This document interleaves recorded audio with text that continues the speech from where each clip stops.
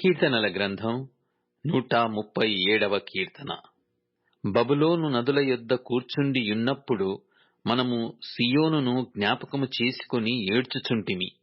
వాటి మధ్యనున్న నిరపంజి చెట్లకు మన సితారాలు తగిలించితిమి. అచ్చట మనలను చెరగొన్నవారు ఒక కీర్తన పాడుడి అనిరి. మనలను బాధించిన వారు సియోను కీర్తనలలో ఒక దానిని మాకు వినిపించుడి అని మన వలన ఉల్లాసము గోరిరి. అన్యుల దేశములో యెహోవా కీర్తనలు మనమెట్లు పాడుదుము? యెరూషలేమా, నేను నిన్ను మరచిన ఎడల నా కుడి చెయ్యి తన నేర్పు మరచునుగాక.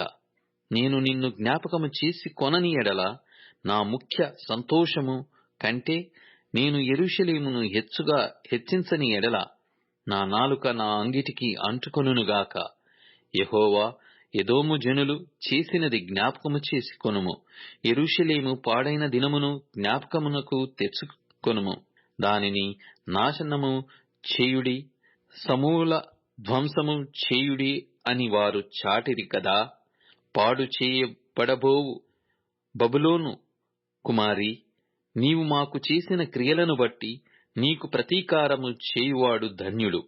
నీ పిల్లలను పట్టుకొని వారిని బండకు వేసి కొట్టువాడు ధన్యుడు.